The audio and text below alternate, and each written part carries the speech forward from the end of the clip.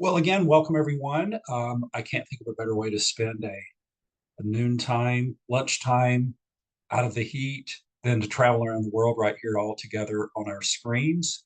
Um, I'm glad you're here today, and I really like talking about business protocol. And I'm glad I really look forward to your input here. We have plenty of time for question and answer, and of course, comments because our experiences differ.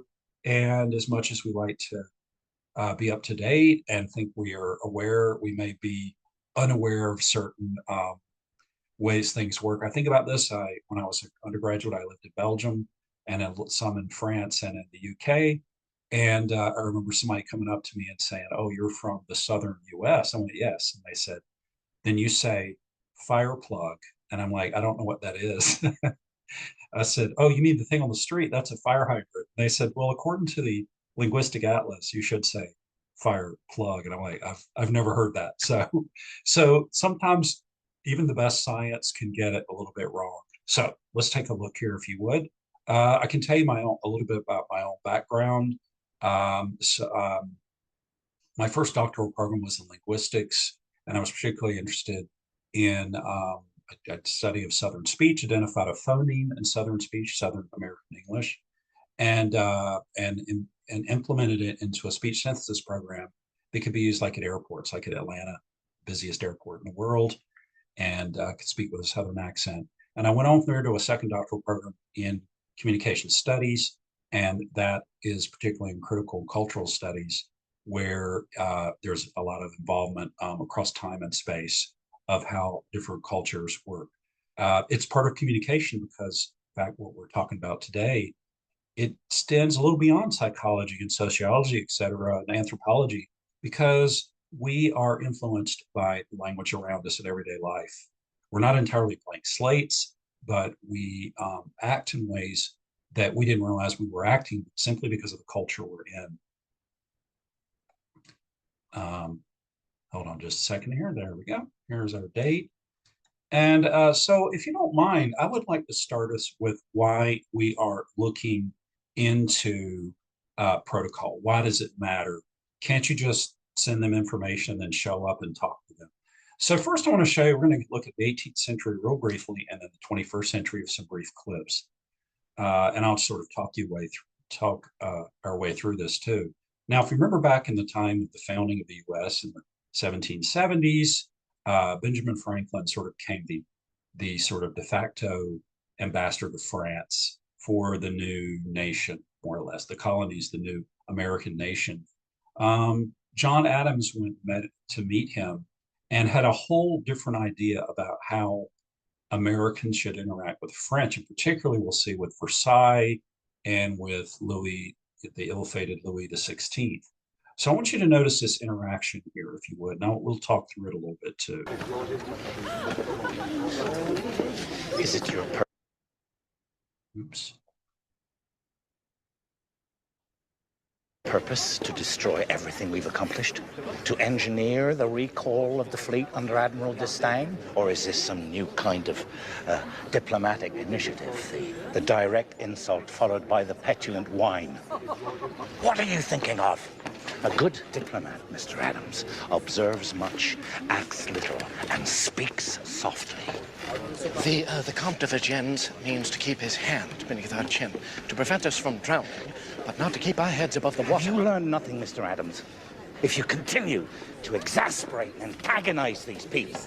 As I did in Philadelphia, and we declared independence, you'll recall. In Philadelphia, we negotiated independence. Well, you may be as patient and accommodating as you like, Doctor. But for myself, I will not voluntarily put on the chains of France while I am struggling to throw off those of Great Britain.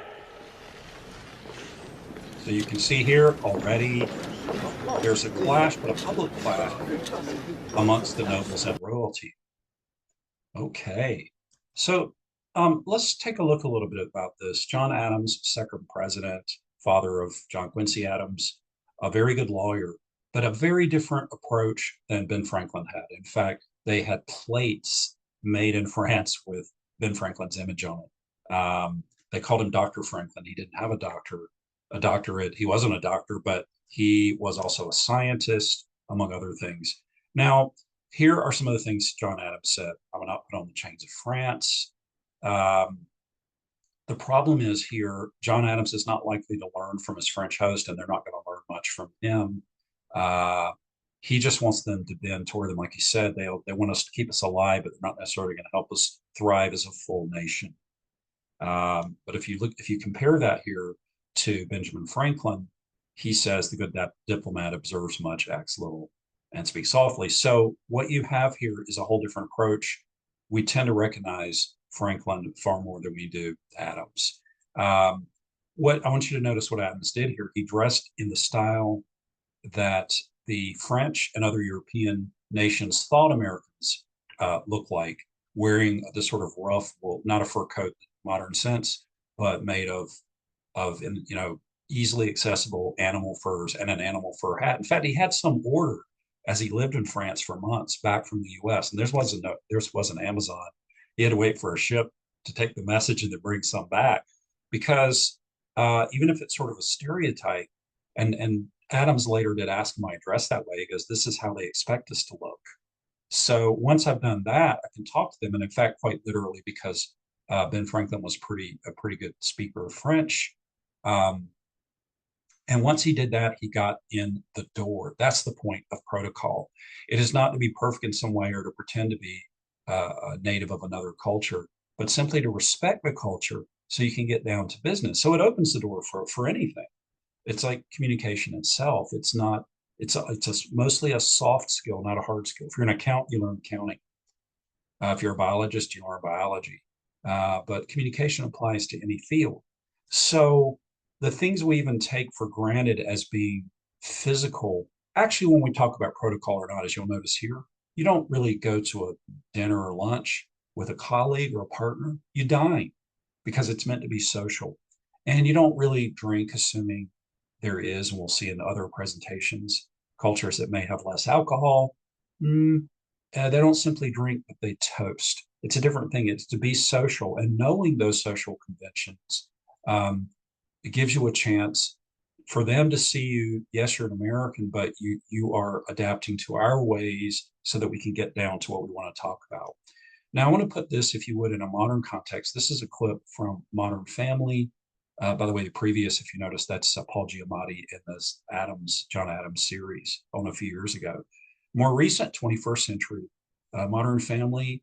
If you know about this, the family goes on a trip to Paris, and they kind of go off from their same ways. Now, here's Mitchell, and I want you to notice, as it's not a set here, he's quite literally walking down the street. And I want you to notice that he literally gets into a door, but it doesn't go well for him. Bonjour. Hello. Oh, I'm so sorry. Sorry. How did you know I speak English? Have a nice visit. Excusez-moi. D'où se trouve, What are you looking for? Mona Lisa? McDonald's? Both are that way. Heads up, the portions here are normal size. how did you know I'm American? Is my All the accent that bad? stereotypes rolled into one. We're dressed the same. There's no reason to attack me.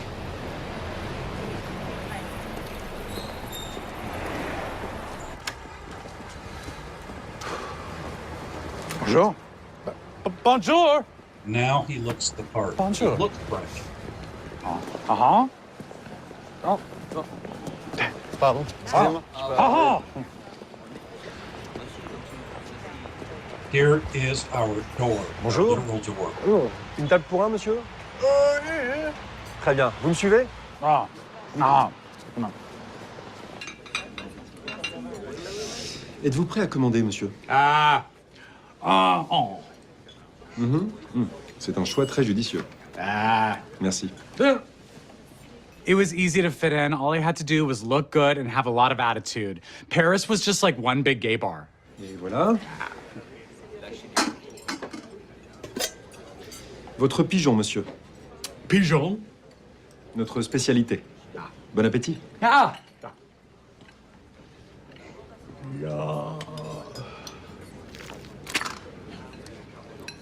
Okay, the reckoning comes in. It's not enough to look French. No, I can't do it. I can't do it. I'm not French. And I'm not eating that. Okay. This scarf is driving me crazy. Excusez-moi. Cheeseburgers that way. Cool, thanks, man. He reverts to being an American. That's pretty good, isn't it? I don't think a lot of people had to be prompted. My own experience in Paris is quite like that. People will make assumptions. So I want you to notice the 3 steps that Mitchell went in here. First of all, he has no connection to French culture for 2 reasons. He looks American, he has the appearance of a French person, and he knows no French language or culture. So you'll notice here, this is how Ben Franklin and John Adams varied, because Ben Franklin made a point of looking American at the time, but learned French language and culture and the niceties and how to get in the door. So he decides to dress as a French person. Now we have the middle one. He got in the door because he has the appearance of a French person and managed to sort of grunt his way into some minimal nonverbal, those aren't verbal, right? It wasn't language agreements. But he still knows no French. So the problem is, or the culture. So in the last step, he is back to where he started, except that he's frustrated and makes no pretense of being American. So what we have here essentially is the idea that clothes make the man, which is appearance. But the problem is appearance is not the same as integrity. Now, this goes back to Homer. It goes back to Erasmus, the philosopher. And of course, in Shakespeare's Hamlet, Polonius says to his son, Laertes, he says, clothes make the man. It's about appearance. And he's actually going to France as well. We have France here 3 times. But it assumes that people are what they wear. And of course, this is what we call, more in modern English, don't judge a book by its cover. It's true, because the cover could be anything and it will get you down the street. As I learned in France, when I was told, think of how they walk and what shoes they wear. If you walk the way they do, which is even if there's a fire alarm went off, people still walk slowly and wear French shoes. And that's what I did. And people would address me in French. They assumed I was French. So the problem is, though, among other things in Hamlet, is there's a kind of hypocrisy that there's valuing show over substance, or in other words, appearance over integrity. So what we're going to talk about today is there's no point in really saying how to pretend to be another culture, especially if you really could not pass in any sense, but instead how to get in the door as an American. Now, while we're doing that, let's just have, if you wouldn't mind, a very brief clip here of just this sort of Pan-Asian clip from Indiana Jones, the Raiders of the Lost Ark. So let's take a look here at how Americans view. So we eat at McDonald's, we go to see the Mona Lisa, we eat big portions. While we're on food, let's take a look at how we might see Asian culture as a whole. Excuse me, sir. Do you have anything simple, like soup? What exactly was it they say was stolen? A sacred rock. You see, Captain? A rock.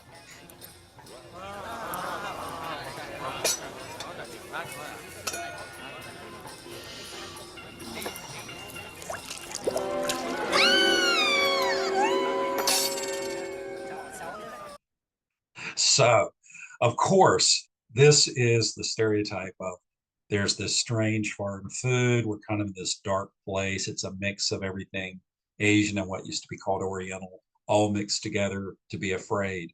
Well, this is what happens when you're not aware of your cultural surroundings before you get there.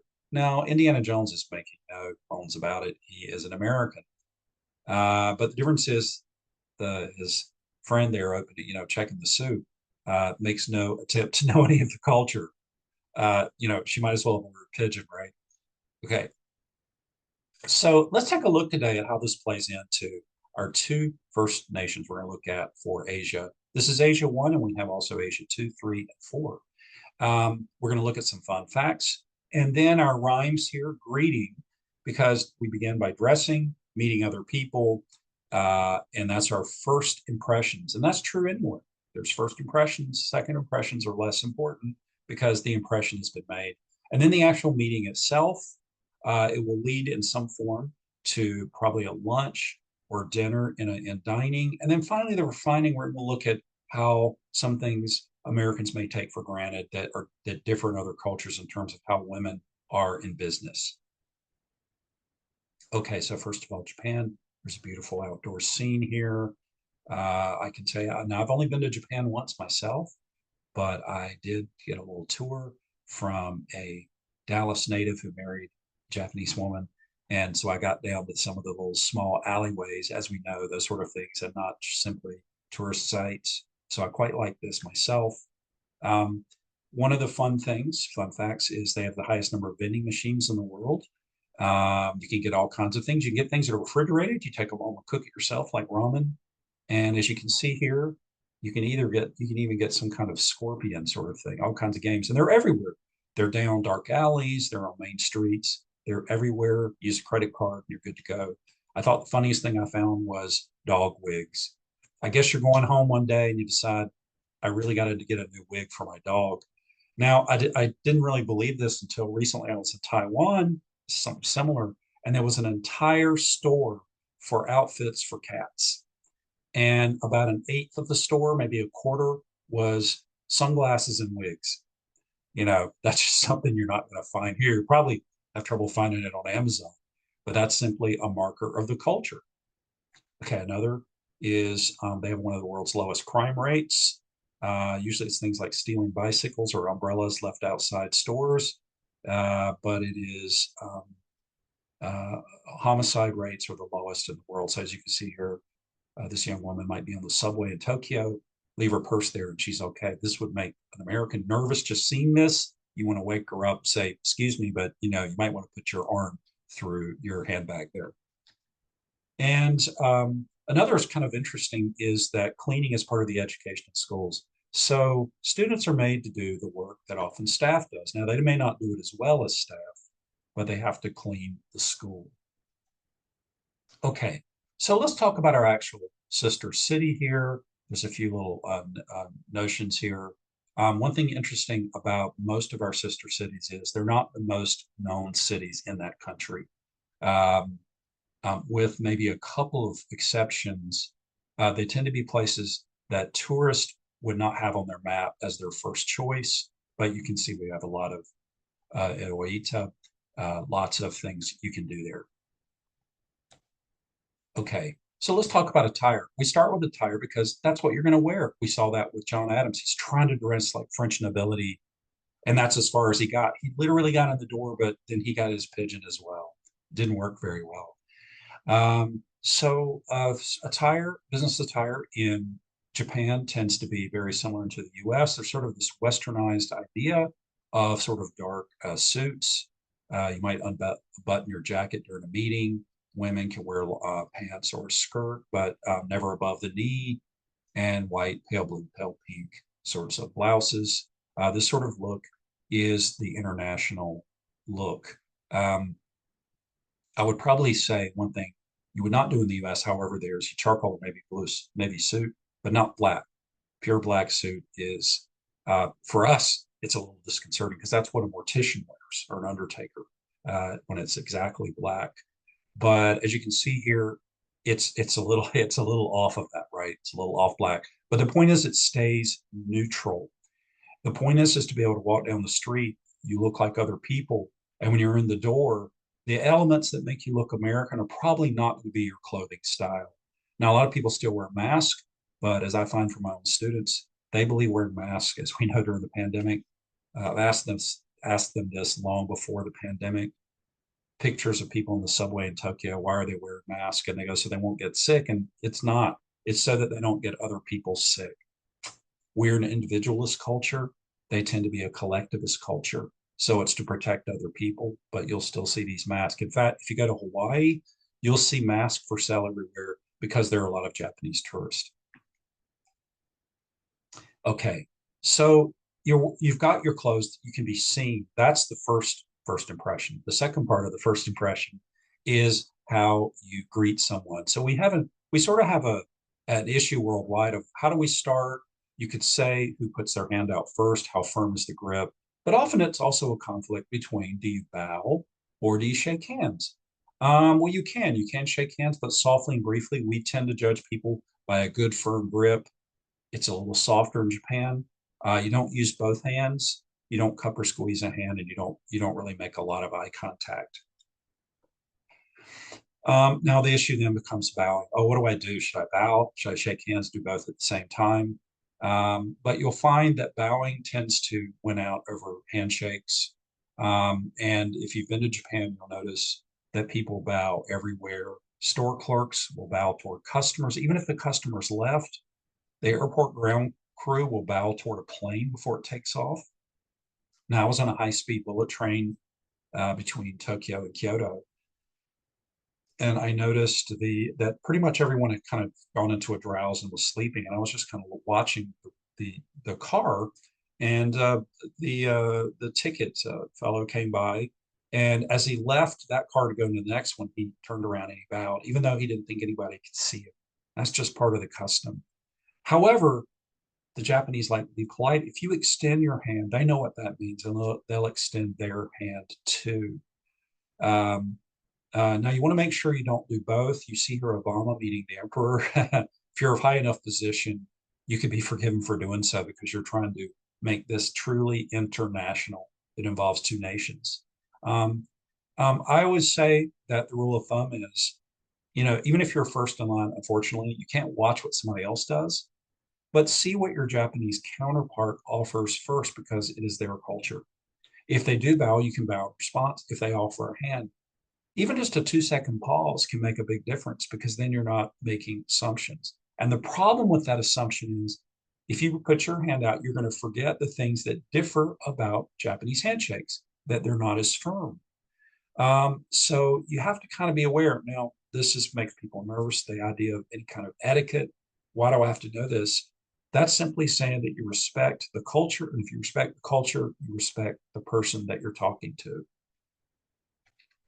Okay, now we have some differences where men bow, arms on the side, with women, hands in front of the lower belly, and that sort of thing. You see sort of a picture here.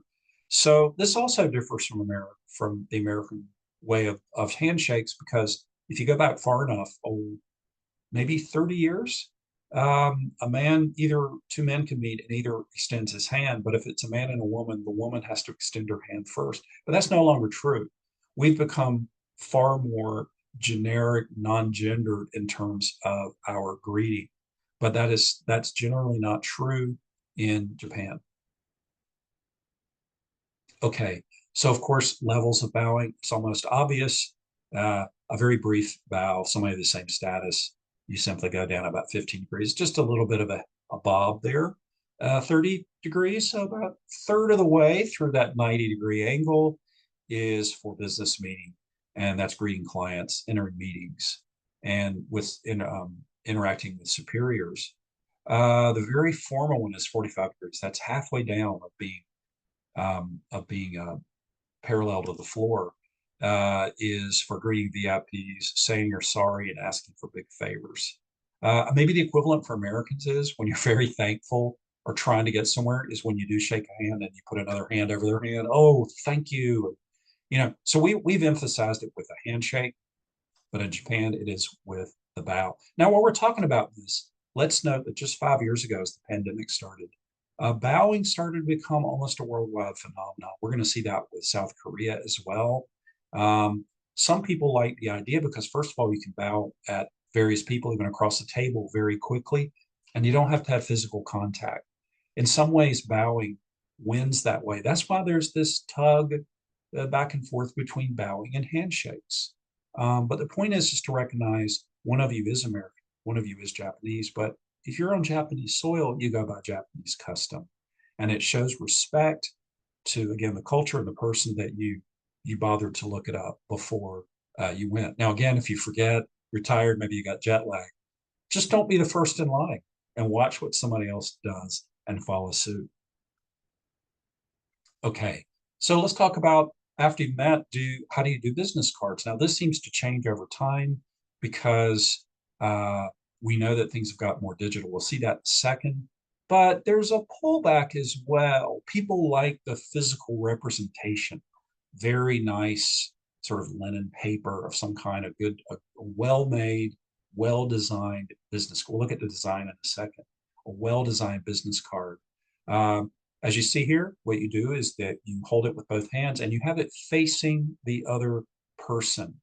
If it's in two languages, which is fine, of course, you want to make sure the Japanese language version is on top. It will include all the elements that show your status. So title and rank, so they know which negotiating partner is the one they need to talk to. You might put the cards on a table during a meeting, but remember that when you, after it, when you preserve them, so to speak, you never write on the card and you don't bend it, because writing on it is correcting their card. Or it's looking, you're taking notes on something that is their representation of their person. So you never write on it. That's for a notepad or note taker, app in your phone. You could take a picture. Now, even if you did get rid of it later, it might be a good idea to have, if you have these little card carrying cases, to have two, one for your cards and one for the cards you collect. That way they stay intact. It may help later as you get to, say, scanning. Let's see, it's not on these, but if they have a QR code. Now, this is pretty clever. This gives people design options with cards that you don't really get the same way with a QR code. Now, the QR code is good. It helps put things in your phone. You've got your list of contacts, but people like it. They want to feel something physical. I think this is generally true. If I may use an extreme example, a show that's been on over 50 years is The Price is Right. If you've seen the show, it's pretty uplifting. It's got bright colors and nice sounds. But all of the games, with rare exception, are physical. People do like the physical touch. Kindle has not been quite as successful as Amazon hoped because people do like physical books, especially if they're made with nice paper. So having the physical card, somebody could simply not want to keep it, and it's fine. But if you don't have it, they don't have the option to keep it. Now, some of the design features is commenting on the translation of certain words. And also the Japanese may make comments about ethnicity, which we will never do here, but is normal for them because they're such a monoculture. Okay, here's the example. You might have a QR code. It goes to various things like line. That's very common in all parts of Asia. So you could scan it. It could be actually in a meeting that there is the barcode. So you don't have to ask it to have your contact info. There could be a QR code right in their Zoom meeting. Okay, so let's look at some nonverbal basics. These are hard to describe without actually watching. So you could learn a few, and it's like learning to say yes, please, thank you, no, etc. Hello, goodbye.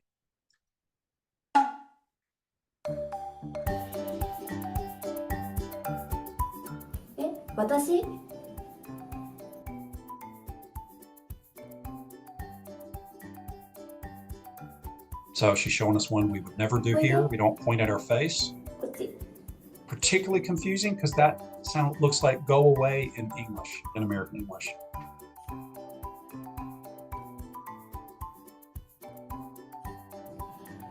Yeah. That looks like something smells bad in English.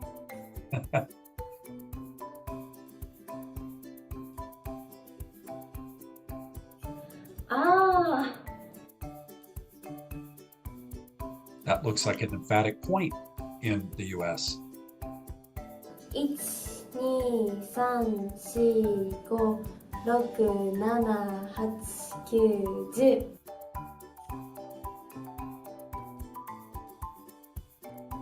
This is pretty clever. We don't have a way to do all 10 on one hand. You'll see this in every photo. 丸 ×.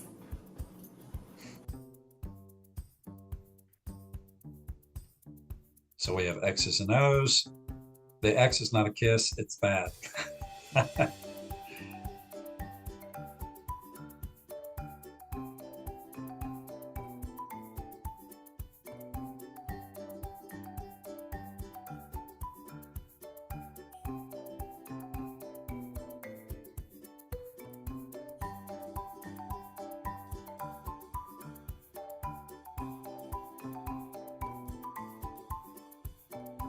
And there you go. So, of course, you're not going to learn all of these, and we think of them as being very natural. But remember, nonverbal, which means no words, is like verbal words, the language itself, spoken language, written language. They are not inherent to the human being. They are created by the culture at hand.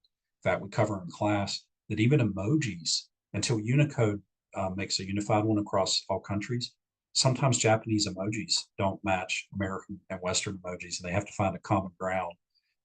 What we take for granted is being natural. We go, well, I'll just express myself like I am right now with my hands, but it varies according to culture, and you may get it quite wrong, especially the one come with a hand pointed down. To us, that looks like go away instead of come forward.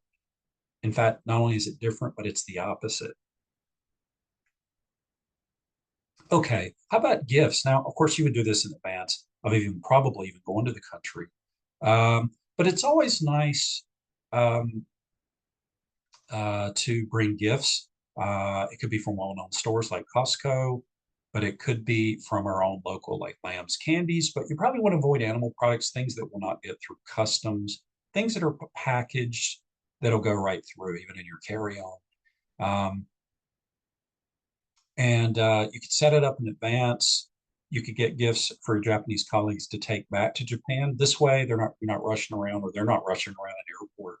Planning a little. So the point is, again, it's better to have it. Even if you were not to give it, you still have a gift. But if you don't have a gift to give, then there's nothing you can do.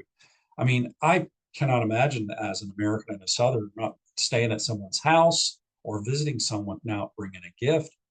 My choice is usually you've been there, whatever it's called, a Starbucks mug, and they revise them all the time. I bring a mug from Austin. I just took one to a friend in Taiwan. That way, every time they use the mug, they're reminded of the visit, and it's something they can't buy there. You might also get things that are very big, and in fact, you can't get anywhere else in the country. Things like Austin FC shirts. You can go to places like Costco for that. It could be some sort of American whiskey, Suntory, and other brands. Whiskey has gotten very big in Japan. Okay, meetings. Of course, this is important. It varies a lot. Japanese culture tends to be a little bit like American and Northern European. You want to be 10 to 15 minutes early. On time is 10 minutes early. On time is late. Now, why not? Again, like bringing a gift, whether you give it or not, you have the option. If you get there, you could always have a seat, cool off if you had to run upstairs. Why not? You have the option of being there early and simply doing nothing, even if you have to wait, rather than having someone wait for you. That's just something we would do here as well. There's a lot of hierarchy in working in groups, older over younger, senior over junior staff, and well, male over female, which is still something a little hard for Americans to get have a concept of. Okay, a very unique feature in Japanese culture is that the Japanese tend to fall asleep in meetings. But here's the thing, for us, it would be incredibly rude, wouldn't it? But the point is, in Japan, it shows that your colleagues are working long hours, committed to the company. Remember, it's a collectivist society, not individual. It doesn't mean you're individually bored or tired. It means you are part of the collective. We try to say that in the US. We go, you're not a team player. Generally, Americans are not, because we're individualist. We're one of the most individualist countries on the planet. We believe that we should take credit and blame as an individual, hopefully more the first than the second. But it's expected that it's about status, and that a higher status colleague may drone on and on. For us, for them, it's just talking and more information you're supposed to listen to. And there's not even any QA in case you're uncertain. Now, this carries on to other places. When I was at a university, when I went to college in Belgium, you never raise your hand. You simply take notes. In fact, students would sometimes leave recorders on their desk and leave and come back and listen to it later. No question and answer. So this is something they do in Japan as well. Some colleagues may even pretend to be asleep. Now, in the US, we would say pretend to be awake. There's all kinds of jokes. Wear some joke glasses that have eyes on them so it looks like you're awake. But in Japan, it's the opposite. It shows they're committed. Okay, so let's talk just very briefly here about virtual meetings. This is a little wordy, but we can just briefly cover it. Obviously, you're not going to have the same setup as you would in an in-person meeting, but the culture still plays through. Um, for one thing, we tend to batter back and forth.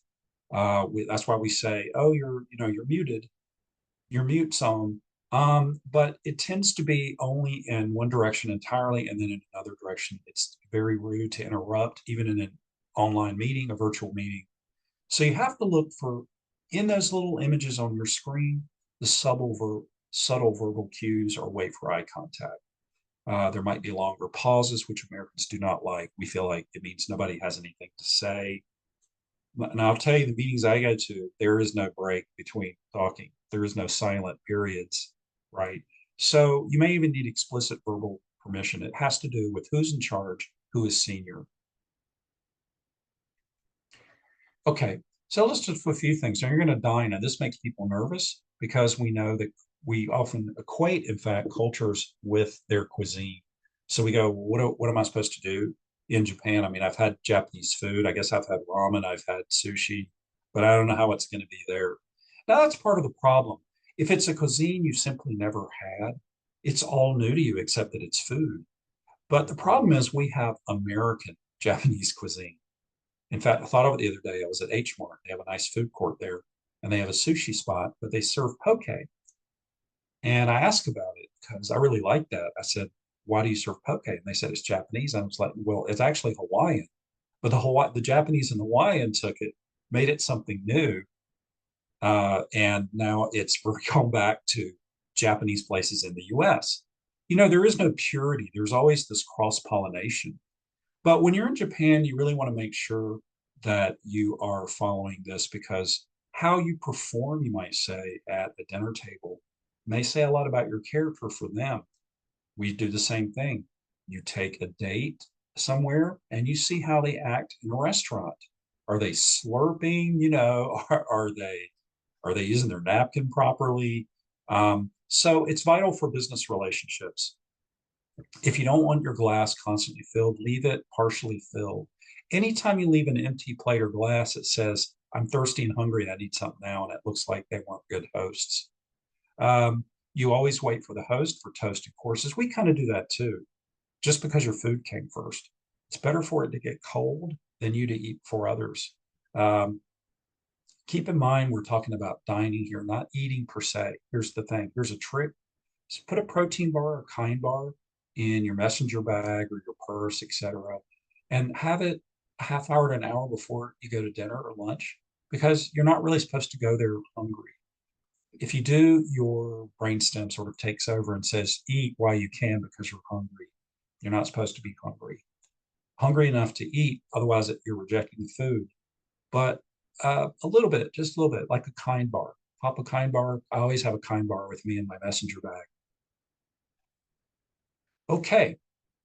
Now, you can have special requests. We are in an age of this. It used to be in America, every sitcom, they invited people over to have leg of lamb with mint jelly.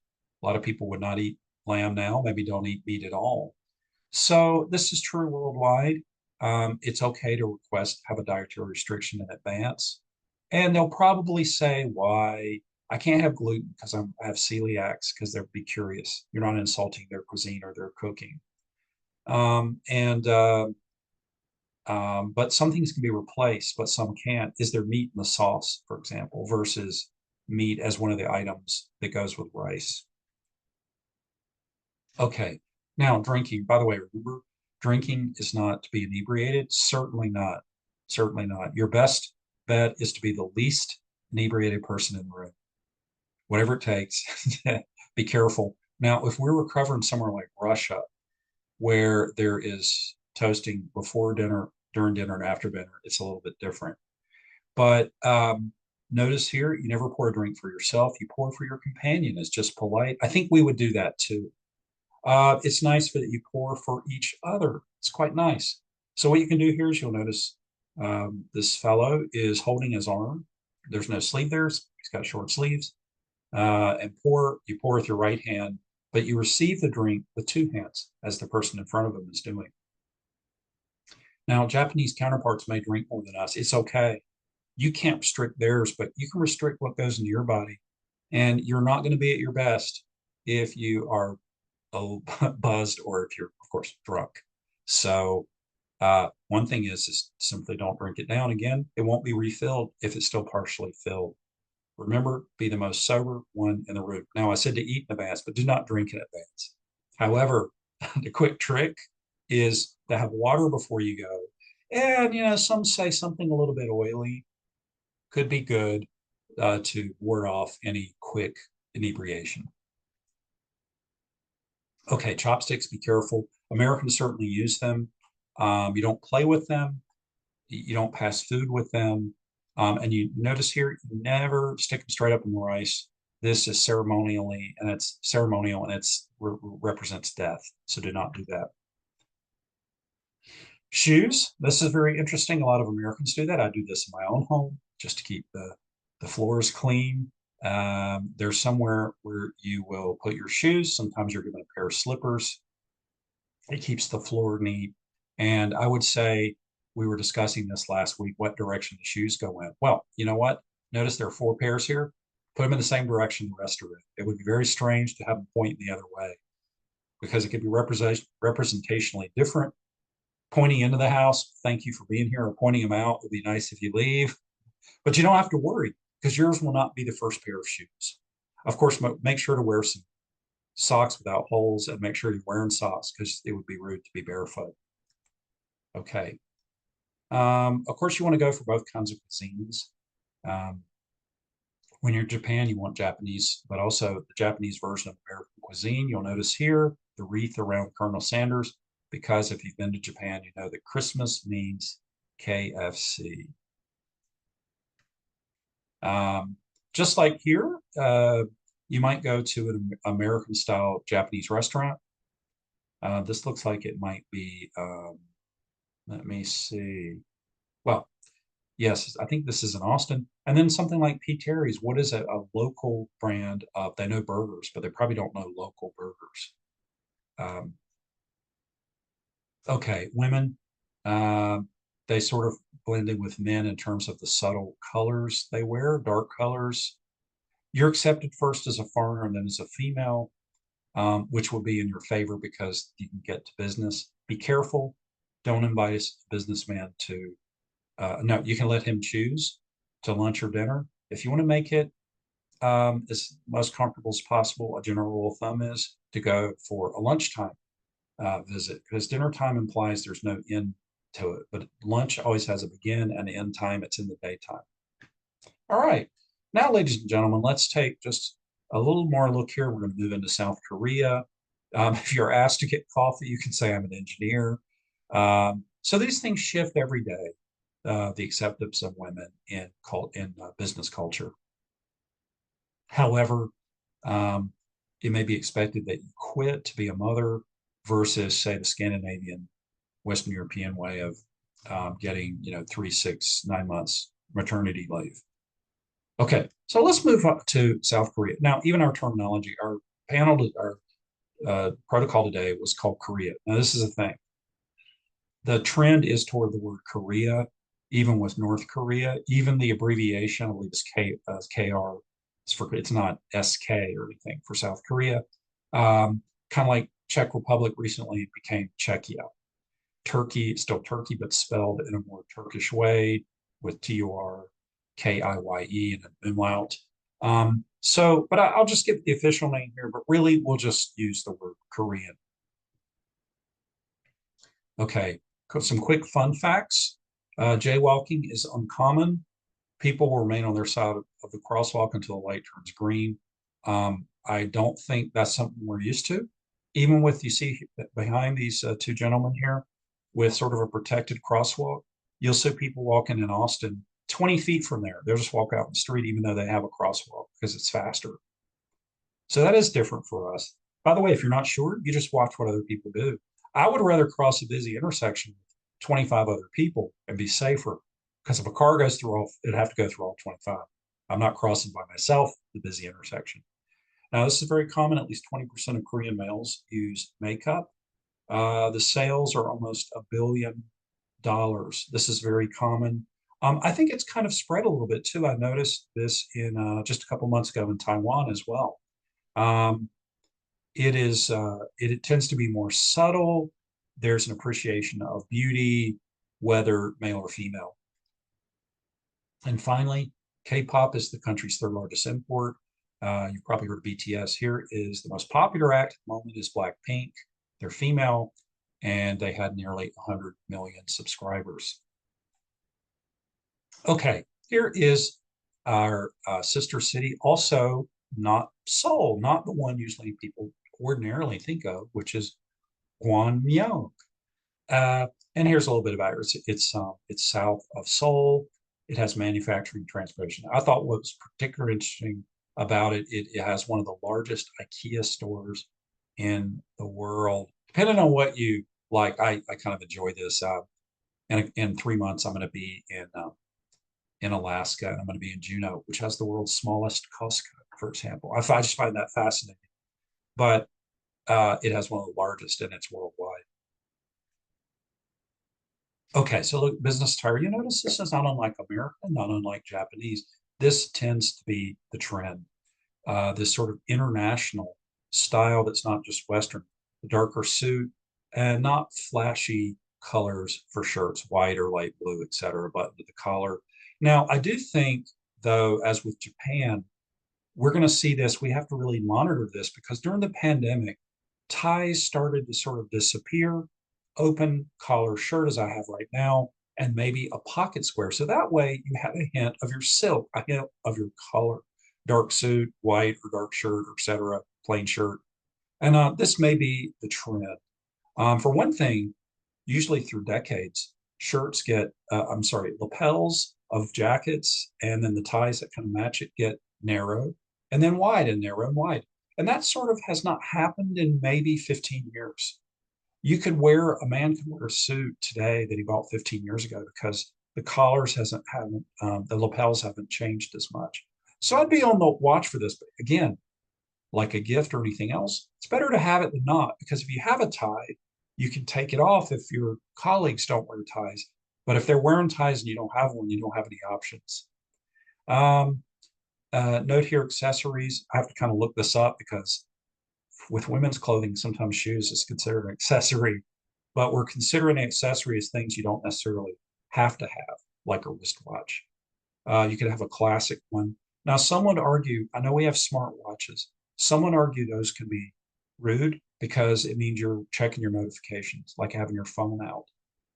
I personally love watches that only do time and maybe the date and the day, something like that. So if you can, I would avoid a smartwatch for these sort of meetings, because if you're checking your watch, you're simply checking time. But if you're checking a smartwatch, you're checking your messages. Of course, neat hairstyle, clean shaven. And even if you have tattoos or piercings, these should not be visible. Now, this is problematic if you have tattoos above the collar line. You're getting into another category there and issues with not being able to control your visibility. There's not much you can do at that point, I suppose, unless you've got some really good Korean makeup. Okay, women, similar. You see they're dressed very similarly. Minimal jewelry. I think she's not wearing any here. Maybe earrings. Very discreet. No unusual colored nails and that sort of thing. And again, no visible tattoos or piercings. So again, we have the bow and handshake thing. A short bow can precede or accompany a handshake. And it is a sign of respect and humility to especially someone older or of higher status. So a senior in both senses of the word. We are like that too, somewhat, right? We want to show respect for the older person that we often assume is the senior person in the room. You do want to make sure you use your right hand, and you can combine the two and do a slight bow while you're initiating the handshake. So again, with foreigners, sometimes they lead with a handshake, but you can still add, as these gentlemen here are doing, a slight nod or bow with it. It's kind of showing this international exchange. After all, the original meaning for a handshake was to check that you don't have any weapons hidden. You're shaking each other's hand to see if anything comes out of your sleeve and that sort of thing. So this is showing a certain piece that we're going to do both cultures. That's kind of, I think that's kind of nice. But again, you can wait for a counterpart to take the lead. If they bow, you can bow. If they extend a hand, you can do it as well. Again, in most Asian cultures, you want to have a lighter grip. That's hard to do. You might want to practice that one because in America, a light hand grip, we call that what is it? They call it a wet fish or something. It looks weak, and that's all people remember. You got to be careful about that one. Also, don't use your left hand. That's considered bad luck. Okay, so let's take a look at, we get our Asian bows mixed up. So let's take a look at this young woman. Tell us about different kinds of bows. If you meet Korean people, please do not greet them like this. This is not a Korean greeting, and neither is this.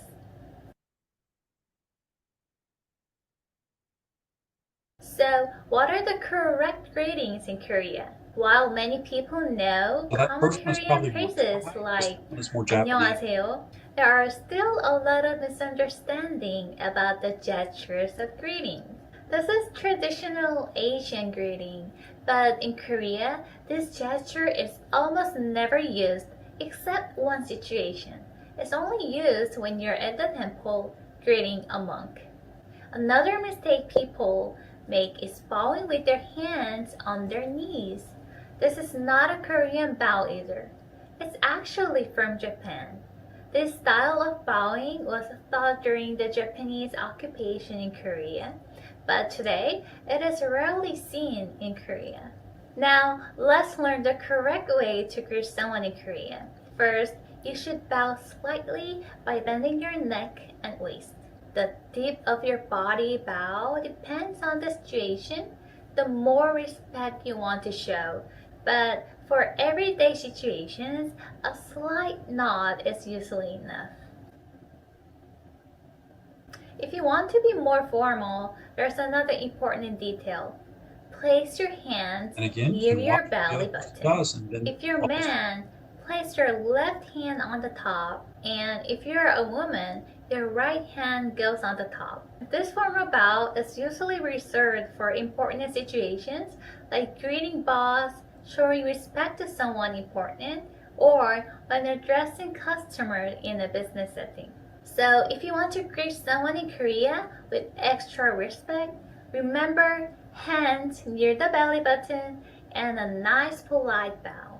Sometimes in movies, you'll see people bowing like this. This is known as a gangster bow. If you bow like this in real life, people might think you're a gangster.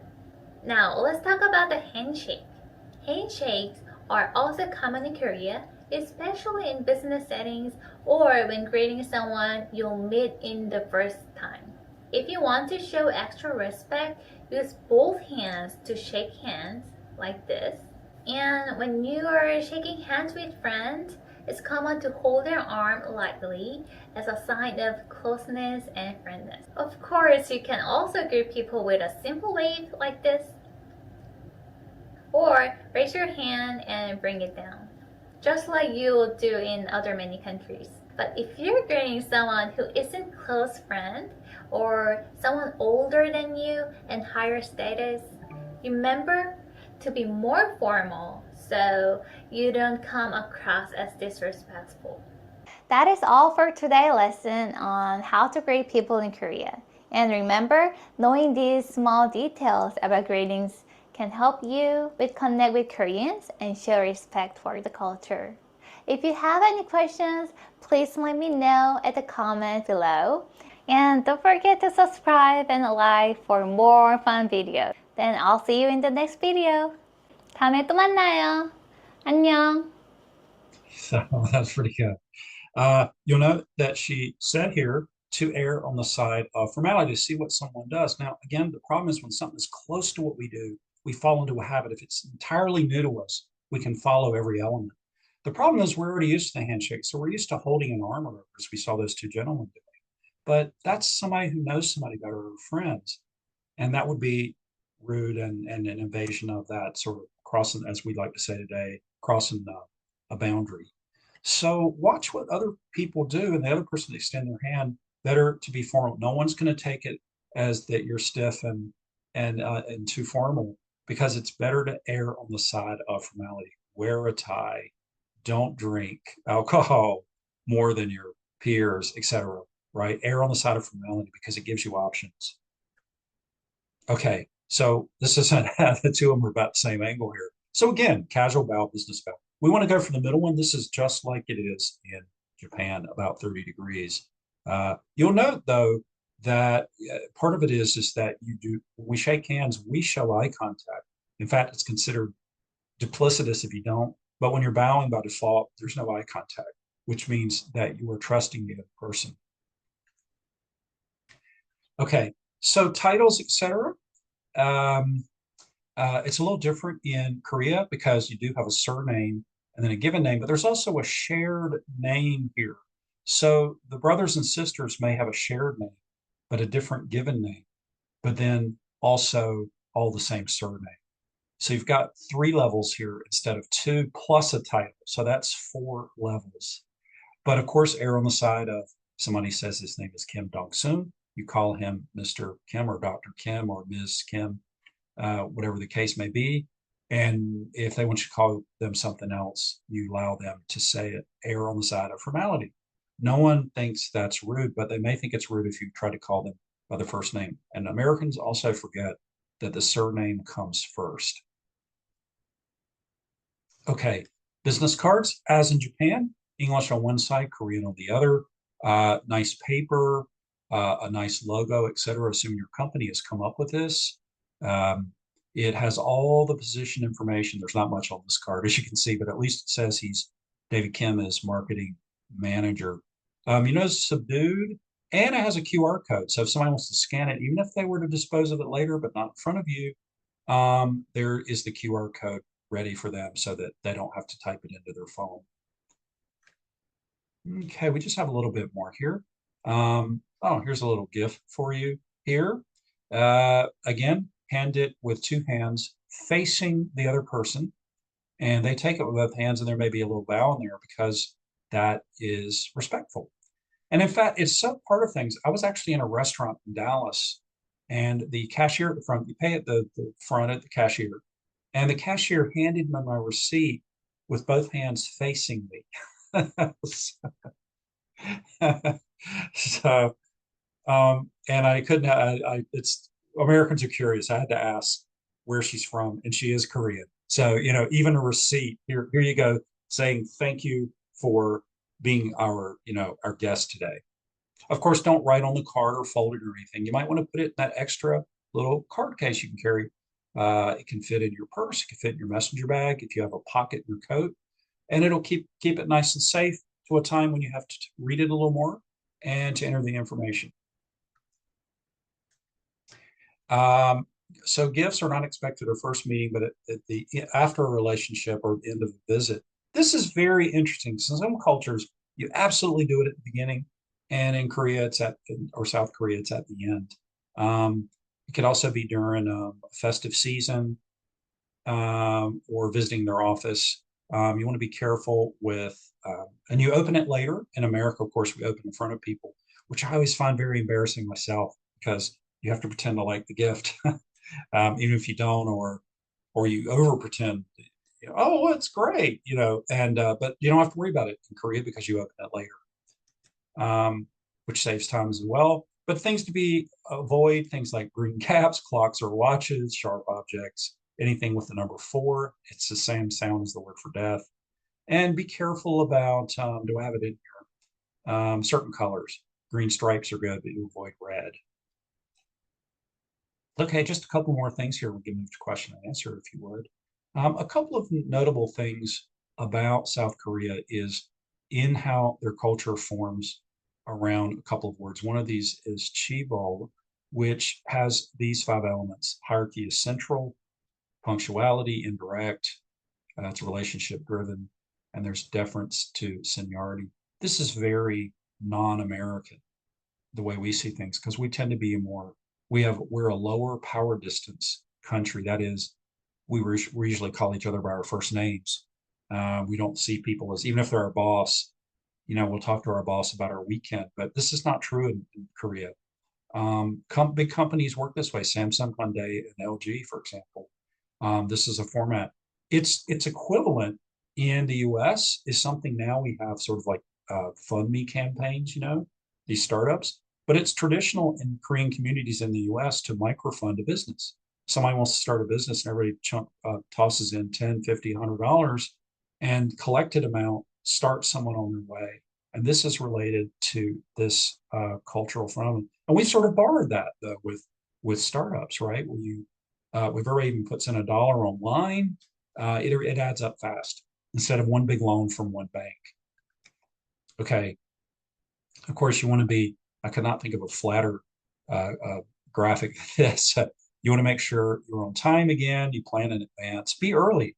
Even if meetings start late, better that you sit there, cool off, relax, think about what you want to talk about, maybe check your phone. Better to be early. And by the way, as someone who teaches public speaking, I like to point out that if it's hot at all, we don't know the difference between heat sweat and flop sweat, that is nervous sweat. So if you ran up the stairs and the meeting starts right away, it looks like you're nervous and not hot. Better to cool off. Okay, another part of the feature is Hosik, which is about eating together. So again, about the dining thing, after work dinners and drinks, this is not unlike Japan as well. A very collectivist, not individualist culture. It strengthens bonds between workers, and it's an extension of the workday. You're not zipping out as soon as the clock hits 5, and it can go on in the hours, including karaoke, again, like in Japan. Modern trends, this is why we have to keep an eye on it. There is a pushback by younger Koreans. They want more flexible work arrangements, and they're pushing back against this. Almost everything that goes against anything we've covered tends to be a trend among later millennials and Gen Z. It becomes a little bit more Western, or you could argue more international. But the idea of a work-life balance is what is seeping from cultures into Korea rather than the reverse. Okay, table etiquette. Of course, remove your shoes. If it has floor seating, make sure you have clean socks, no holes, no bare feet. Allow your host to seat you. And food passes to the right. I think most cultures, if it passes, I think it's usually to the right, probably because most people are right-handed. So it evolves separately in different cultures. The host pays the bill. There's no going Dutch. I think business lunches, that tends to be true in a lot of the world, including in the US, right?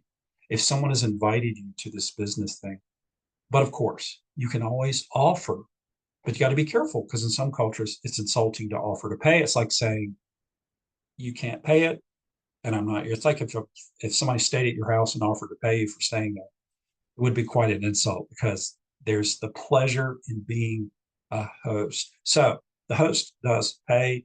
Here you can see Anthony Bourdain in Better Days here, having a nice lunch or dinner with some Korean colleagues. So let's look at some etiquette basics, if you would, at dining. A mix of eating and drinking. Notice here, unlike Japan, it is about chopsticks. Hi everyone, and welcome back to another video from Korean Studio. My name is Kim Gi-hwan. In this video, we're going to help you learn 10 very important dining etiquette to follow in Korea. And along the way, we'll learn some important Korean vocabulary as well. Rule number 1, always wait for the eldest at the table to eat first. Now this is the most basic etiquette to follow. You must always wait for the eldest person at the table to start eating. You must never start eating before the eldest person. This is very rude. Rule number 2, always have your spoon on the left side and your chopstick on the right side. Now during a Korean dining experience, you're going to use your spoon and chopsticks to eat different kinds of food on the table. And Koreans are very fussy about the placement of spoon and chopsticks. So make sure your spoon, 숟가락, is on the left side and your chopsticks, 젓가락, is on the right side on the dining table. Third, never stick your spoon or chopsticks vertically in your rice bowl. Now this is only done at 제사 and 차례, and 제사 and 차례 are ancestor rituals that we do at traditional holidays. And it's done to symbolize the spirit of our ancestors revisiting and having a meal at 제사 and So 차례 there you see table. again, So something never standing stick your upright spoon in or a bowl of chopsticks rice. vertically in a rice bowl. Fourth, always receive and pour drinks with two hands when the other person has seniority. And this applies regardless of whether you're receiving or pouring water or alcoholic drinks. Always with two hands. Fifth, don't pour your own drink. Now, this only applies to alcoholic drink. If you are drinking alcohol at a dining table, do not pour your own drink. Other people will pour for you. Similarly, again, if the other it's about person's glass toasting is here, empty, the right not thing to drinking. do is pour them a drink. And make sure to do this with two hands. Sixth, if you're clinking glasses, then lower your glass if the other person has seniority. Now, Koreans love clinking glasses when they're drinking alcohol. And if you're clinking glasses with someone who has seniority, then go in low. So this means that the top of your glass should hit the bottom part of their glass. 7. Pick your banchan and quickly move on. Now, Korean dining experience is all about banchan. Banchan are side dishes, and the most common side dishes include things like kimchi, kim, and 깻잎. And these side dishes are shared by everyone, so don't go in digging around, picking out all the bits until you find the right one. Go in, pick one, and move on. 8. Do not leave a single grain of rice in the rice bowl. Now, all Koreans are taught from a very early age that it's bad manners to leave lots of rice in the rice bowl. And we're always told to 싹싹 먹다. 싹싹 먹다, and it basically means to eat everything in the rice bowl. Now, of course, leaving a single grain of rice is not a big problem, but if you leave a lot of rice in the rice bowl, then it's bad manners. 9. If you can eat more, then eat more. Now, this rule is particularly applicable if you're eating at someone's house. Now, if you're eating a meal at someone's house, the host will always ask if you like more food, usually more rice. And depending on your culture, you might think it's rude to ask for more. But in Korea, it's actually totally fine to ask for more food. And a lot of people actually like it when you ask for more food. It means that you really enjoy the food and it kind of works as a compliment. So if the host asks, 더 먹을래요? 더 드시겠어요? Would you like more? Then feel free to say, 조금만 더 주세요. Please give me a little more. 조금만 더 주세요. And lastly, always say 잘 먹겠습니다 before you eat and 잘 먹었습니다 after you've eaten. Now, 잘 먹겠습니다 literally means I will eat well, and 잘 먹었습니다 means I have eaten well. And they are generally used to show your appreciation to the other person that they have prepared this meal. And you can say this when you are eating at someone's house, or you can also use these phrases when you are eating at restaurants. Okay, so don't forget these rules when you next have a Korean dining experience. All right. So I want you to notice there, you have to be very careful in cultures about, for example, rice, the very fundamental thing, like it's sort of bread, usually the base ingredient in cultures. In some cultures, it is rude to leave, to have an empty bowl because it's saying, I'm hungry and you let me go hungry. So you always leave some in, and he's saying the opposite. Now, arguably, this is probably because Korea's history is a little bit more of a period of austerity that's a little more recent. So that's why you eat everything on your plate, as we say, or out of the bowl. A lot of people, if you have grandparents, great-grandparents who come from the era of our Depression, you were told to eat everything on your plate. By the way, it's a nice sort of diet option too, if you never finish your plate, because then you eat less and you'll get out of the habit of thinking you have to clear your plate. Of course, at home, you could use a salad plate. It's smaller anyway. Clear it, it's less than a big dinner plate. But that's really important. The difference between a few grains of rice in your bowl versus none varies according to the culture. Asking for more because it is saying when eat everything given, but I could eat more. So in other words, no waste, but I like your cooking. I like your cuisine. Oh, just one more thing here. We'll just have a minute here. Just real quickly, a 1 minute overview of how the toasting is a little different in Korea. When introducing Korean culture, alcohol can't be left out. Koreans really enjoy drinking alcohol. Are you planning on drinking with Koreans? Just remember this. First, use both hands.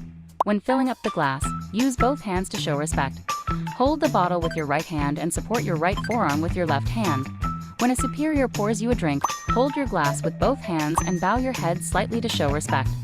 Second, don't let a glass be empty. Especially in the case of alcoholic drinks, pour drinks for others first and let someone else pour yours.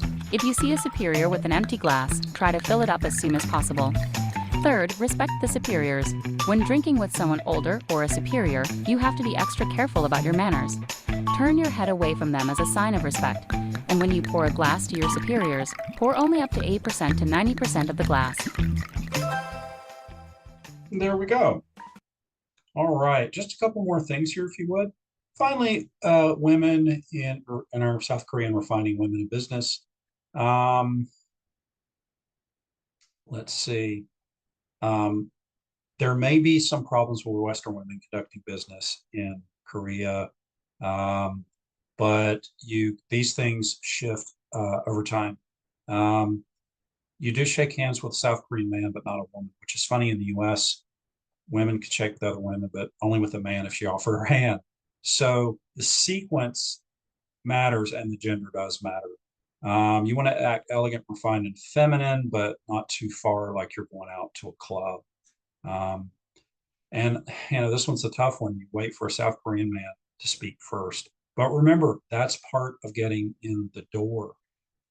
Even if you speak second and you're following their customs and culture, you can still get to your content, which varies according to where you're going and when you're going and why. Okay. And I think that's all I was gonna cover a little more. No, I'm just gonna skip this. I think that's enough culture for what we're doing here. But Hofstede's cultural dimensions.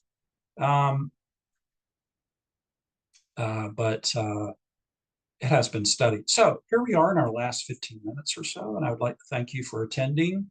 I can't think of a better way to spend a lunchtime on a Friday on a beginning hot summer than to talk about faraway places that are exciting to learn about and go to. So please open up this, if you would, to questions, comments, your own experience, clarification. It's something I find here not quite go with what you know about Korea or Japan.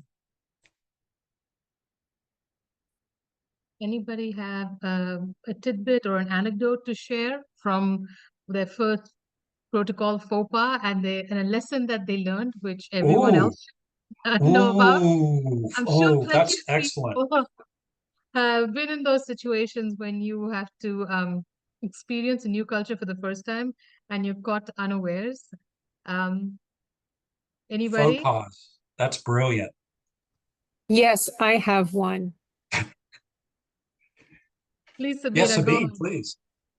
My daughter asked me to take her to Japan last summer because the young people in America are fascinated with the beautiful art of Japan. And I said yes. And we had a moment to get something to eat. And we made what we found out was the mistake of taking the food from the stand and walking with it, walking down the sidewalk. That was our mistake.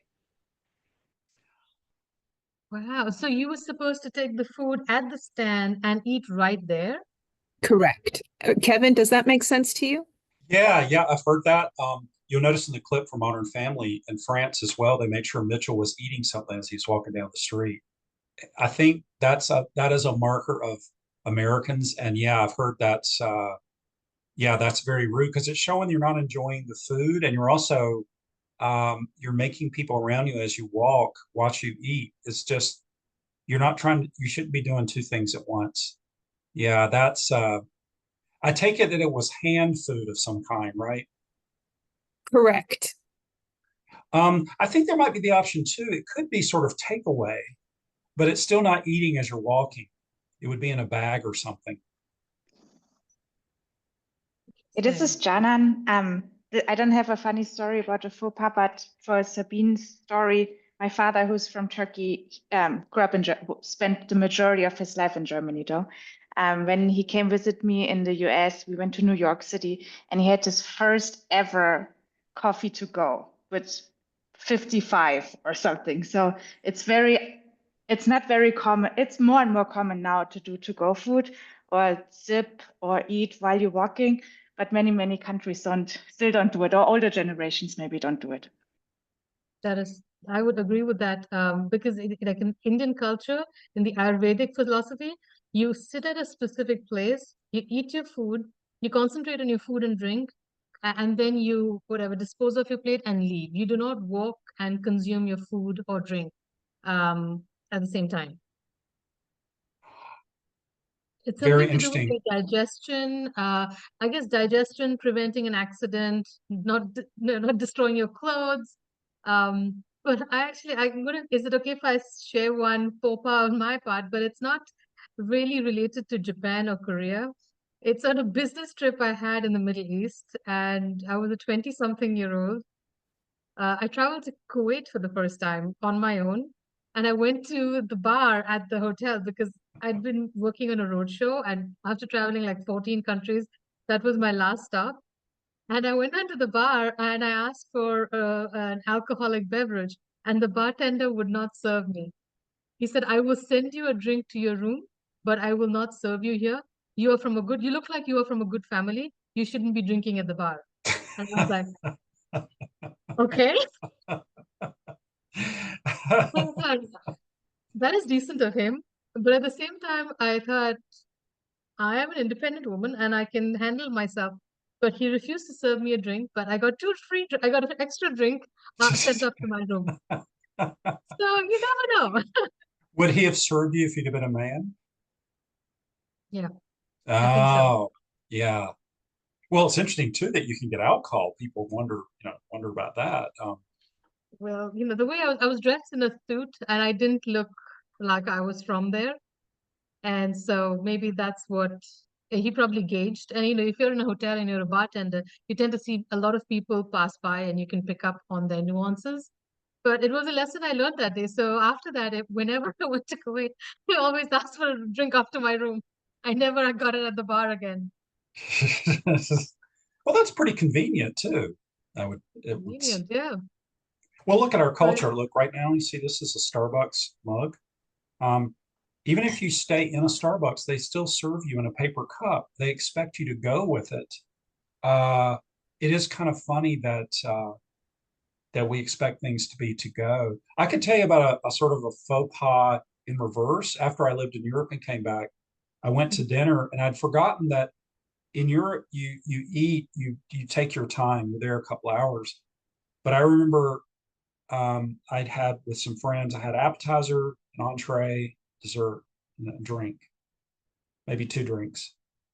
And we were all kind of done, and the waiter came back and said, "Do you want a second dessert?" In other words, saying, "You're finished eating, you need to leave now." And I had forgotten. Also shocked that he told us his name. I'm like, why is he telling us his name? We don't need to know that because we do that here, but you would never do that in Belgium or France. So time elements really have to do with the culture too. And that's the thing too, because part of going somewhere is what they call re-entry.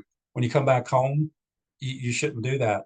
I had a friend visiting from Finland and he came over and he was taking his shoes. I was like, "Why are you taking your shoes off?" He goes, "Well, we were entering the house." I'm like, "Yes, but we're not in Finland." I said, "If you do it in the US, it looks like you're taking your clothes off." Unless asked to do so, because I do take my shoes off. Aditi and I were talking about that. I mean, they're just the extra reasons. Maybe you don't want a dirty carpet or floor. It's just kind of, although you notice in all of these things, we're trying to give reasons. And remember that things may have originally had a reason. The Finns used to take their shoes off because they used a coal to heat their houses and it made the snow sooty. But now the streets are polished clean. So customs don't necessarily have any rationality to them. They just are. I'll tell you one that I still can't get over. If I have 3 people and one of us, the person knows me and the other person, but they don't introduce us, it makes me extremely uncomfortable because it's rude for me to introduce myself because it's saying I have a bad host. And I still can't shake that one. That one I'll just kind of go, "Hi," I'll just say hi and just kind of sit there waiting for the host to introduce us because that's the way I was raised. That one's hard to shake. But the thing is, if you start looking for reasons that it's more rational, it won't work because the Finnish streets, Helsinki streets, are clean, and you don't have to take your shoes off, but it's become the custom. You'll notice the thing in common with all these, they all involve everyday functions, eating and drinking and walking, you mentioned. But because of that, we take it for granted and we have to switch gears. The worst ones, and you'll see, especially as we get to the UK later, things that are close to us, we take for granted. As soon as we shake hands, we're bad at it because they shake hands differently. Bowing, we have to think about it. So we're better at bowing, but we're bad at shaking hands because we want to do the vigorous shake, and it's rude in a lot of Asia. That was a really interesting session today, Dr. Clark. We really appreciate your insights and the material you shared. We thank all those who attended today for attending our Japan and Korea session.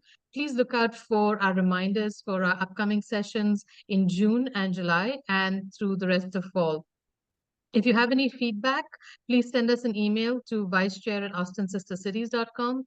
To learn more about our organization, please visit our website, austinsistercities.com. Follow us on YouTube as well as our social media handles. Thank you and have a lovely weekend. Thanks, everybody.